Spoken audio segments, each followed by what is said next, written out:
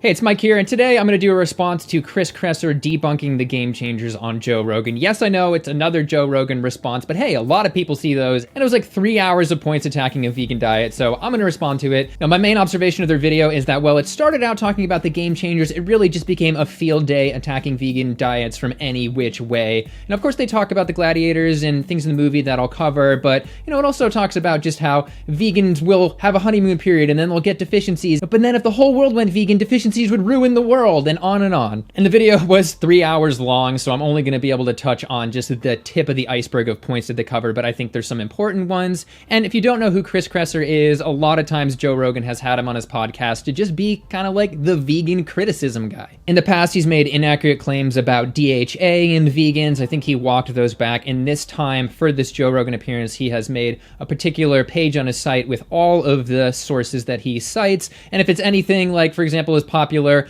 cholesterol denial page, which is riddled with industry-funded studies, it's gonna be interesting. They start off actually talking pretty positively about James Wilks, who produced the documentary, and he did want to come on the show and defend his film, but they didn't have him come on this time, though there's rumor that he will debate Chris. Anyway. And I have to say before we even start, I like the guy who's in it very much. James Wilks, a very nice guy. He's an excellent fighter. A really great guy. Yeah, a very good guy. Genuine. I think this film was the best of all the vegan documentaries that have been made. I'll just say that up front. He says it was good, not in terms of the message of the documentary, but in terms of the production. And he says he got a lot of emails and messages from people, questioning their diet after seeing this. Whenever a film like this comes out, my email inbox just blows up. Like, have you seen this film? What? Oh my God. I'm eating meat. I'm going to kill myself. And then he says that, he has to respond to it because he has to do his public service. Every year there's something like this happens and I've got to do a response. I consider it part of my public service. Dear Christopherson Kresser, I recently watched this documentary about vegan stuff that scared me about how I have a 300 cholesterol and angina from eating the foods you tell me to eat. Is this okay? Oh, it's fine? Okay, well, I guess my death will be a service to society. All right, now they start off once again with the gladiators, which, to reiterate, I do not think is even an important point. It was just narratively what got him thinking that athletes might not have to survive on super high meat diets. Anyway. And that the thing that stood out was that the Roman gladiators, at least in this one particular location, according to the analysis of their bones, it appears that they had a vegetarian diet. Yep, here's a study that they were talking about, and taking the same angle as many other game changers debunkers, they kind of point to how they were the dregs of society. First of all, gladiators were basically prisoners of war, criminals. So the diet they're being fed is not prison food. Yeah, it's prison food. They're slaves that are forced to fight to the death. But this is where it gets interesting, because it appears that two different authors on that same paper have different sort of nutritional conclusions that they come to. It's interesting they featured Fabian Kanz, who is the scientist, you remember, who they talked to, and definitely seemed to kind of buy into the plant-based diet. We have Kanz, who is in the movie, who actually supports the idea of these gladiators being more plant-based for performance. But then we have another researcher who says, actually,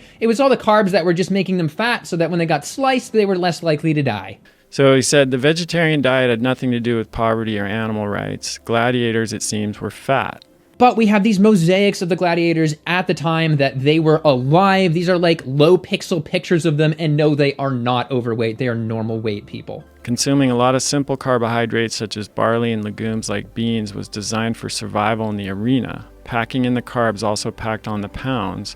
Open your eyes. Are you not going to realize right there that what you're talking about is simple carbs are not actually simple carbs? Simple carbohydrates such as barley and legumes. Whole barley and legumes are not refined carbs. These are not foods that are good for getting fat off. They are high fiber, and whole grains across the board are associated with lower BMI. And I want to echo what that researcher Kanz said again, as I did in another video, which is that they were eating more or less what the main Roman populace was eating. And no, all of Rome was not fat, but get this one, they actually admit that athletes can thrive on a plant-based diet. On Joe Rogan's show, I feel like times are changing just a little bit. If the purpose of this film was to say, it's possible to thrive on a plant-based diet, and look, here are some athletes that have done that, I wouldn't have had any qualms with it. Clearly, there are examples of people who thrive on a plant-based diet. Yes. If you follow the diet correctly, it can be done. Rich Roll, we talked about last time. Scott Jurek, who's one of the athletes in the film. But all positive comments about a vegan diet, by rule, must be followed by negative comments on the Joe Rogan show. You actually have to sign that as you go on the show. No dispute with that. But where I take issue with it is it went a step further and said this is the optimal diet for athletes and everybody else. And that was the best it got. The remaining 2 hours and 35 minutes is all about how a vegan diet is horrible. But he's not sold that athletes are going to do better by switching to a vegan diet. But this ironically comes at a time when vegans are a very small portion of all the athletes. Yet this Italian vegan stud dude just won #1 in the World National Bodybuilding Federation, which at least describes itself as the oldest, largest, and most respected natural bodybuilding federation in the world. And not too long ago, a vegan woman set the world record for the longest female plank. So I think vegans are doing pretty well. Anyway. They made these claims like all of a sudden people got stronger and faster and more endurance. Like there's no evidence to support that. There's no evidence other than their anecdotal statements. No one has ever put anyone on a vegan diet and then run them through extreme endurance tests. And I'm happy to concede that in this top tier level of athletic performance, we don't have these peer-reviewed randomized control trials of people going on and off a vegan diet and seeing their performance. But at least the movie made some strong cases for why athletic performance can be hampered by these animal products. But it's wrong to say there is no evidence. We have evidence. We have things that should affect performance, like that 30% lower inflammation levels in people put on a vegan diet, or just the lower blood flow rate of people after eating a high-fat animal meal. And I think everybody would like to see more research on plant-based diets and athletes. But he then hops into what is becoming one of the biggest myths. You know, all of those amazing effects that people have on a vegan diet, you know, those aren't actually real. That's just a honeymoon period. The problem here is something that I call the vegan honeymoon, which is, you know, you take someone who's been on a standard American diet, they're eating KFC, McDonald's, etc., and they switch from that to a plant-based diet. Well, of course they're going to feel better. Now, if all vegan health crashed after just a couple years, I don't think we'd see these better disease rates in population studies. We wouldn't see 78% lower total diabetes risk, 15% lower cancer risk, you know, normal BMI, and so forth. And I think a huge point is that a lot of people who go on a vegan diet before they did actually ate exactly the way that Chris tells them to. There's all sorts of these more healthy omnivorous diets that people come from. You know, they might come from clean keto or paleo or whatever, and yet they have these effects. They've gone from eating absolute crap to real food. No, it's absolutely a straw man to say that everybody who's having a good experience on a vegan diet is coming from a standard American diet. It's just not true. And he says, you know, it'll last like 2 years and then it'll crash. You have to look at what happens 6 months, a year after, or 2 years after. Well, if we look at a lot of these people, how about Scott Jurek? He set that Appalachian Trail record 16 years after going vegan. How about Jahina Malik? You know, lifelong vegan, IFBB pro, which is the top level of pro bodybuilding. You know, maybe those biceps are just still on a honeymoon. And Dr. Esselstyn's trial to reverse heart disease was 12 years long with about 90% adherence. And for what it's worth, those who stayed on the diet had about 100 times lower adverse events, heart attack or stroke rates than people that failed the diet. That's a pretty long honeymoon, but his next statement actually just blows my mind that it's 2019 and we're still talking about this. Not getting enough protein, just in terms of quantity, and not getting the right quality of protein, that starts to have an impact. Is he literally saying that vegans are gonna get a protein deficiency? I just have to go right there, how vegans have higher levels of free blood protein and serum albumin than people that eat meat, and I've never heard Chris talk about this, and having a higher level is further away from protein deficiency, which is low levels. And while we're talking about protein deficiencies, I do see a lot of people in the comments in the Joe Rogan video saying that Chris Kresser looks like he has a protein deficiency and sort of body shaming him. So I just ask that people don't do that in this comment section. I think that we're just used to seeing people that are on steroids or lifelong athletes or weightlifters in the chair that he's in. That's all. That being said, the nutrition deficiency fear-mongering continues. Micronutrient deficiencies, you know, vitamin A, zinc, calcium, iron, things like that take a while to develop. And I have to respond with this Swiss study on vegan blood levels because vitamin A and iron deficiency rates were not statistically significantly higher in vegans. And Chris keeps pushing this idea that people aren't going to convert enough beta carotene and vitamin A. There's no evidence from this based off actual levels. As for calcium, there's no valid indication that vegans have worse bone health. He does link this study on his page to, you know, take a jab at vegan bone health. It says they have lower bone mineral density, but the reality reality is that study does not control for BMI. It doesn't take BMI into account at all, which it even mentions influences bone mineral density. And looking to charts on BMI and bone density, the study's 0.06 lower total bone density for vegans is right in line with the BMI difference of about 23 to 29 that we see between vegans and non-vegans. If anything, it's slightly less dramatic than it could be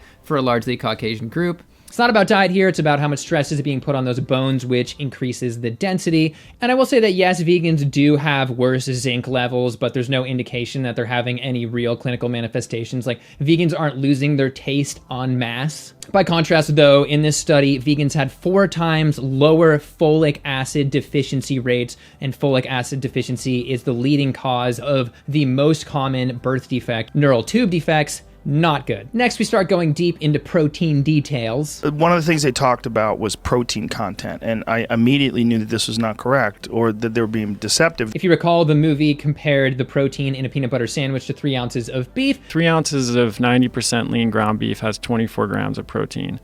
You get 2 slices of wheat bread. We'll give them the benefit of the doubt that it's whole wheat and not white bread. That's 5 grams. You'd have to have 5 tablespoons of peanut butter in that sandwich to equal 3 ounces of beef. That's 1/3 of a cup of peanut butter. The reality is that if you include 2 pieces of normal whole wheat bread, it only takes 2 tablespoons of peanut butter, a normal amount, to reach that same amount. Looking to Chronometer, the first 3-ounce beef option on here, grass-fed, has just 16 grams of protein, not 21, and 2 medium or normal slices of whole wheat is actually 9 grams of protein, not 5. Don't know where you got that. So a normal whole wheat PB&J does have as much protein as commonly eaten beef. Absolutely 1,000 Pinocchios for that one, Chris. But I am happy that Joe Rogan actually says that he eats hemp protein. Like, I'm a giant fan of hemp protein. I eat that stuff all the time. It's great.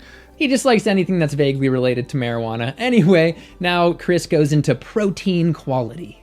Then, as you pointed out, it's all about protein quality. And this, as you said, this is an established science. The most recent scale that's used is called the DIAS, Digestible Indispensable Amino Acid Score. So the DIAS looks at amino acid profile, but then it also looks at bioavailability. He makes quite a few misleading claims here. First one is that this index has not been adopted yet. They are still using the PDCAAS. In this 2019 paper, there's simply not enough information on the scores of different foods to adopt this. And as I mentioned in a recent video, that currently used scale has soy protein at a perfect 1 out of 1, and then it has things like potato way up there as well. In addition, pretty much all of the current scores for the index that he wants, the DIAAS, are from rats and pigs. And that might not be a perfect model for protein digestion in humans, let alone humans that eat more than 15 grams of fiber a day and might be more accustomed to digesting plants.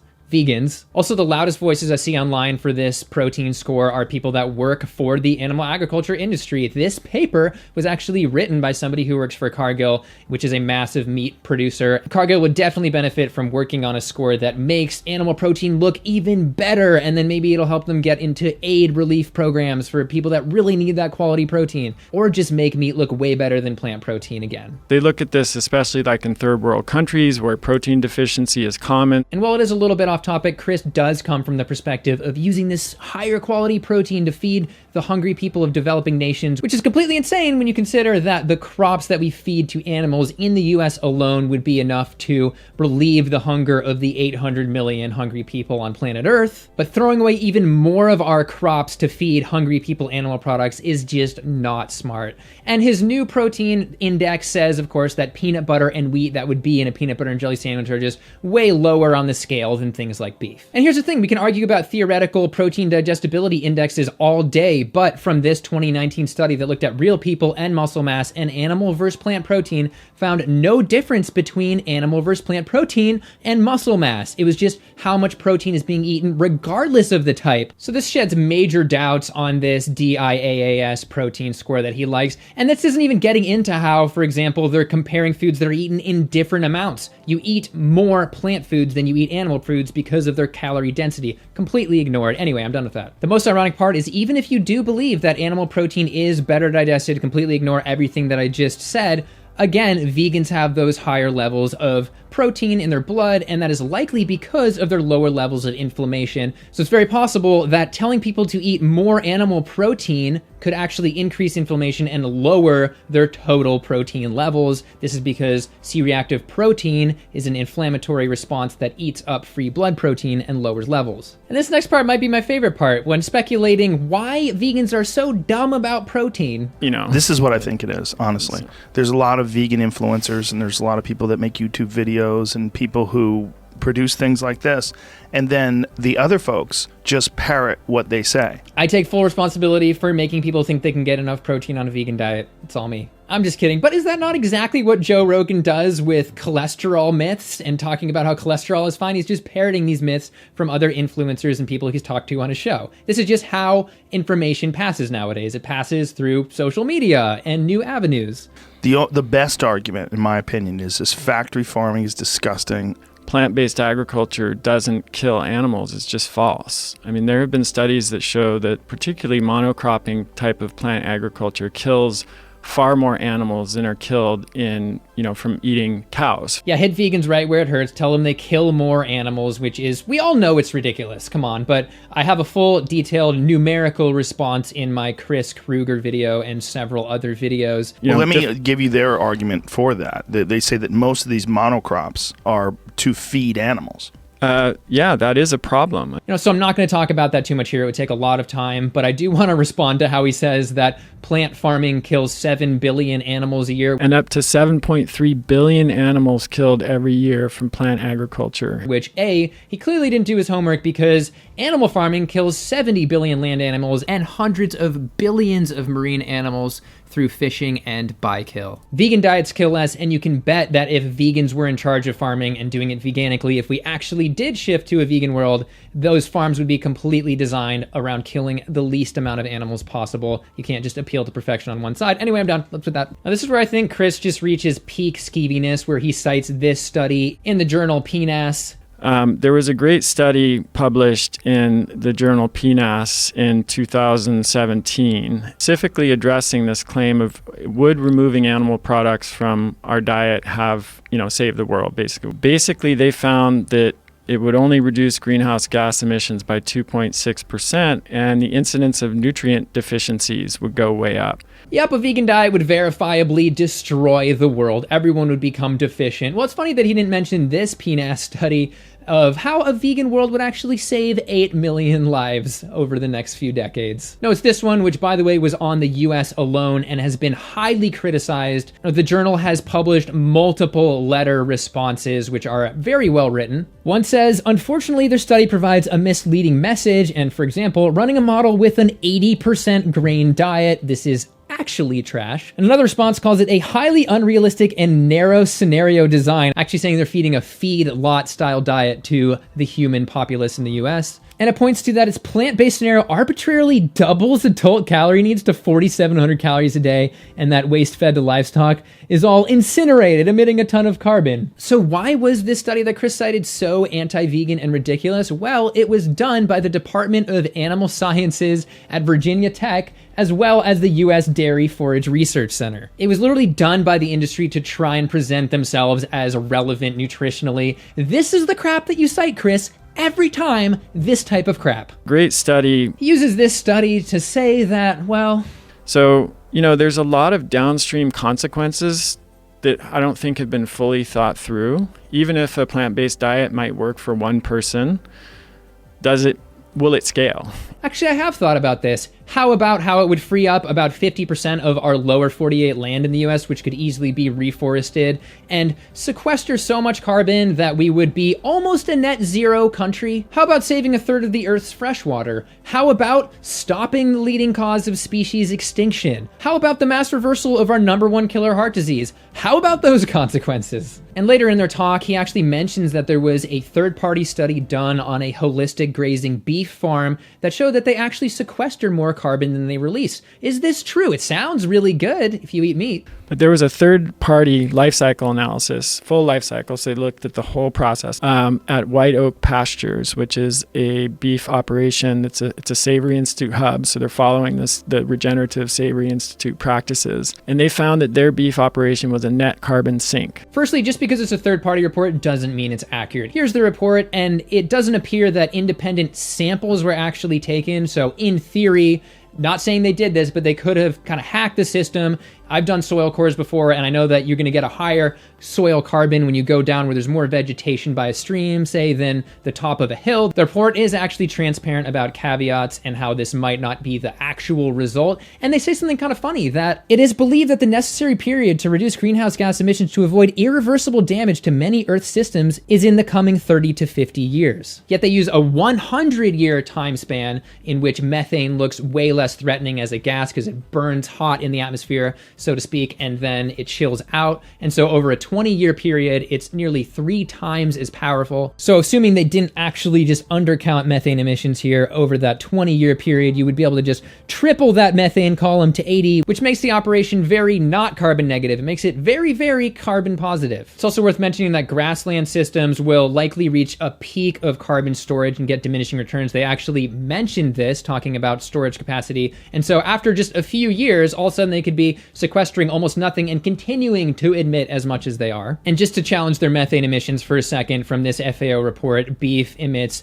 globally, on average, 68 kilograms of CO2 equivalent per kilogram. Well, they had theirs down by 30, so if we were to put it up to the FAO numbers, well, let's just say that their operation is going to be emitting 17 times more than soybeans. And one concrete reason I highly doubt their methane emissions is that, as they say in the report, these animals are being slaughtered after 24 months, which is much longer than normal, so the methane emissions per kilogram would be higher. Finally, this third-party report was funded by General Mills, which owns Epic Provisions, which makes this jerky, this grass-fed jerky that you've probably seen everywhere, at least I know I have.